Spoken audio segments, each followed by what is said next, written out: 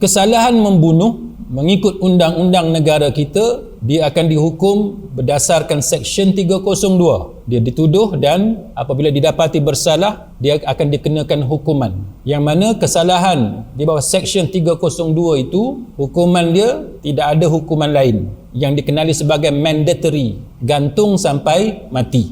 Itu 302, yakni membunuh dengan sengaja. Jadi sesiapa yang didapati bersalah kerana membunuh dengan sengaja, undang-undang negara kita tidak ada hukuman lain. Satu itu sahaja, gantung sampai mati. Tetapi dalam agama kita, ini yang perlu kita ingatkan kepada semua orang. Sama ada masalah yang kita hadapi itu adalah masalah rumah tangga, masalah antara suami isteri, sama ada dia berpunca daripada kecurangan mana-mana pihak ataupun lantaran daripada tidak puas hati, campur tangan keluarga suami, keluarga isteri, ataupun kerana berebut harta, ataupun kerana perbalahan antara kawan dengan kawan, perbalahan dalam perniagaan, persaingan dalam bisnes dan sebagainya. Itu tidak boleh dijadikan sebagai sebab atau alasan untuk kita melakukan kesalahan membunuh orang lain. Tidak boleh. Undang-undang negara kita, Seksyen 302. Kalau didapati bersalah, gantung sampai mati. Mandatory. Tidak ada hukuman alternatif. Manakala dalam agama kita, apa yang disebut di dalam Al-Quranul Karim, khususnya dalam Surah An-Nisa ayat 93. Firman Allah Ta'ala, A'udzu billahi minasyaitonir rajim. Wa man yaqtul mu'minan muta'ammidan fajaza'uhu jahannam.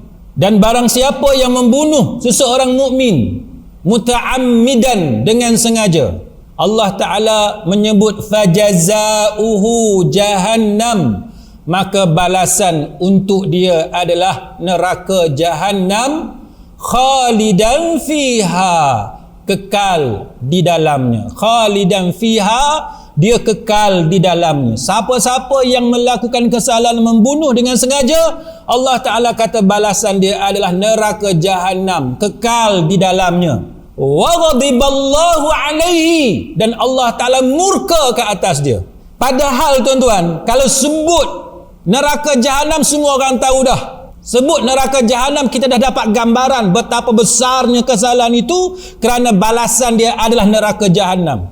Tetapi Allah Ta'ala dia nak tegaskan, nak tunjuk kepada kita, bertimpa-timpa azab, maka ditambah dengan perkataan wa ghadiballahu alaihi, Allah Ta'ala murka ke atasnya. Allah Ta'ala murka ke atasnya. Wa la'anahu, dan Allah Ta'ala melaknat dia. Allah Ta'ala melaknat si pembunuh.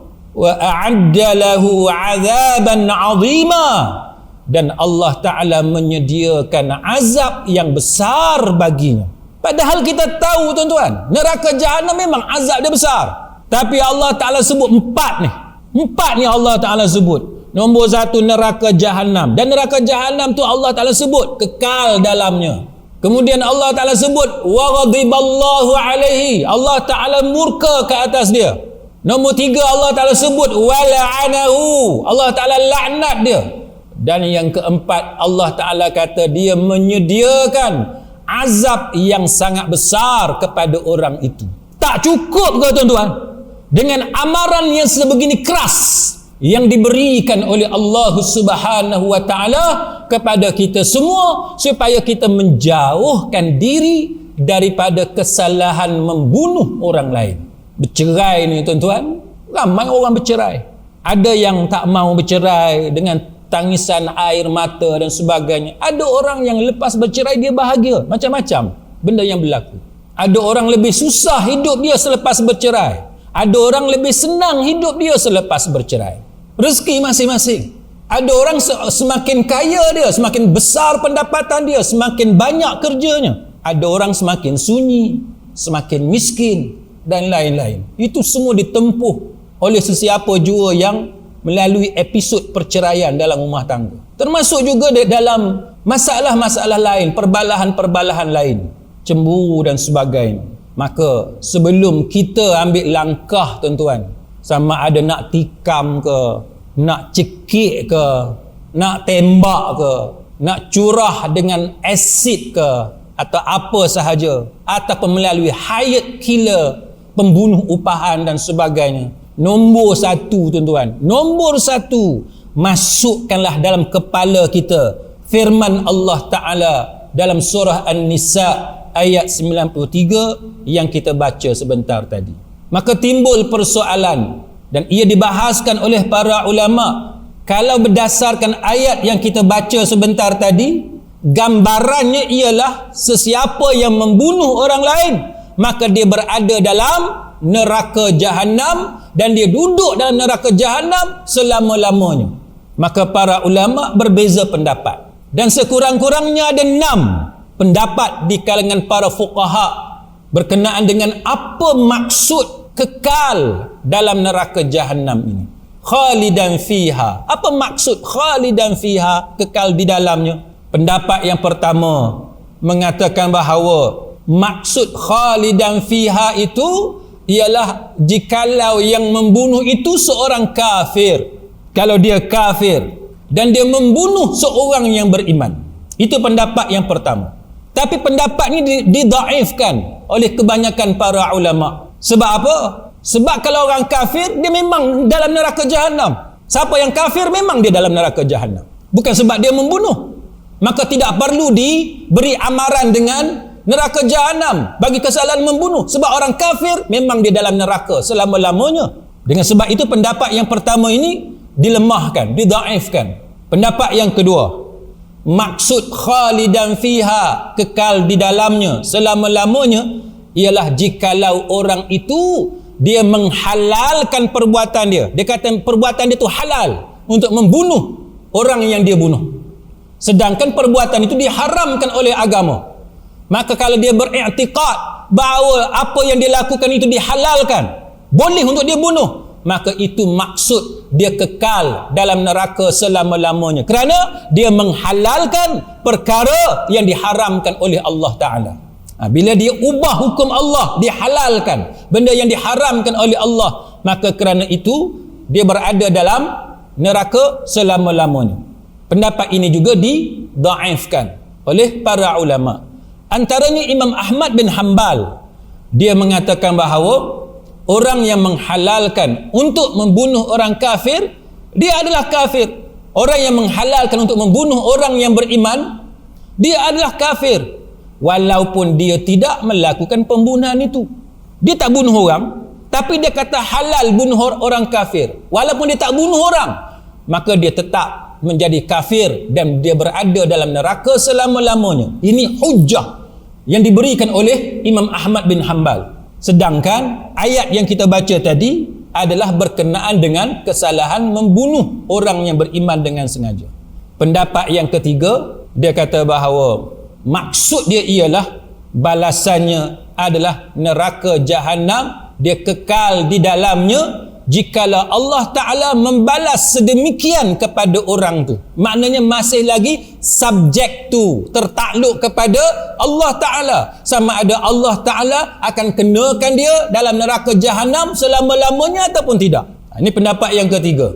Pendapat yang ketiga ini juga dipertikaikan oleh para ulama. Manakala pendapat yang keempat, dia kata bahawa ayat ini adalah salah satu penyebab yang dapat menyebabkan seseorang itu kekal di dalam neraka. Tapi jikalau didapati adanya penghalang lain, maka sebab itu tidak akan menjadikan sedemikian kepadanya. Contohnya ialah jikalau satu orang anak, dia dapat menyebabkan seseorang itu mendapatkan warisan daripada orang tuanya. Tapi jikalau anak tersebut dia seorang yang kafir, maka statusnya sebagai kafir itu akan membatalkan hak warisannya. Jadi maksud dia, kalaulah perbuatan membunuh seseorang itu menyebabkan menjadi kekalnya seseorang itu dalam neraka, tapi statusnya sebagai seorang mukmin, maka dia tidak akan kekal di dalam neraka. Ini antara hujah bagi pihak yang berpendapat dengan pendapat yang keempat. Tapi ini juga dibahaskan oleh para ulama tentang hujah sebegini. Baik, pendapat yang kelima, dia kata bahawa kekal dalam neraka itu dengan maksud bahawa orang ini akan berada dalam neraka jahanam pada waktu yang sangat lama. Bukan kekal sebenarnya, tapi dia tersangat lama. Dengan sebab dia tersangat lama, maka perkataan khalidan fiha digunakan bagi kesalahan itu. Nak bagi gambaran punya lamanya dalam neraka. Dia macam kita orang Melayu lah bercakap kan. Katalah, orang kata dekat masjid ada orang tak pergi semayang. Kita kata apa? Tak ada orang. Ada Tok Imam dengan Tok Bilal. Biasa kan kita bercakap lagu tu kan. Tak ada orang semayang, tapi nampaklah Tok Imam dengan Tok Bilal, dua orang. Tuan-tuan, yang kita kata tadi tak ada orang. Habis Tok Imam tu bukan orang lah. Kan? Tuan-tuan nampak tak bahasa kita bercakap tu? Nak bagi gambaran betapa tak adanya orang tu, kita kata tak ada orang. Tapi maksud kita bukanlah langsung tak ada orang. Ada, tapi Tok Imam, Tok Bilal, dua orang lah.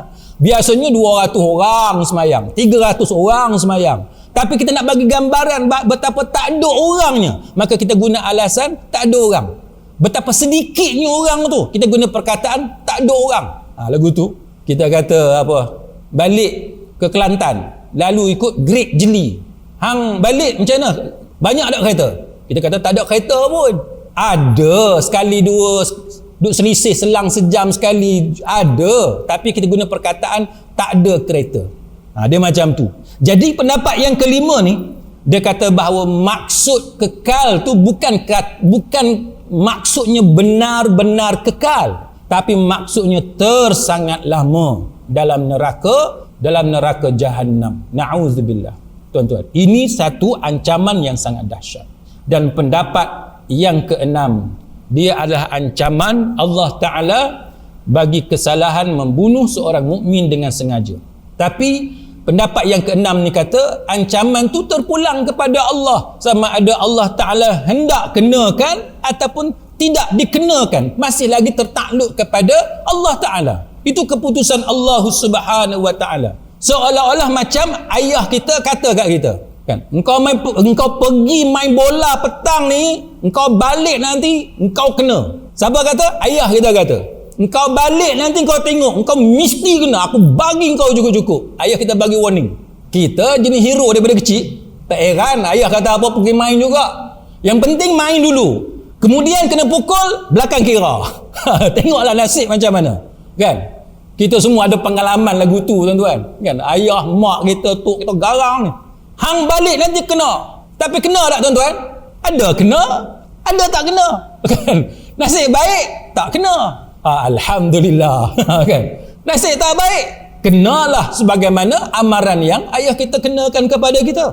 Jadi ini pendapat yang keenam yang disebut oleh para ulama. Maka daripada 6 pendapat ini, pendapat yang kelima lah yang ditarjihkan oleh para ulama berkenaan dengan maksud khalidan fiha. Jadi kekal dalam neraka itu maksudnya ialah tersangat lama, sehinggakan Allah Ta'ala menggunakan perkataan khalidan fiha, kekal dalam neraka jahanam.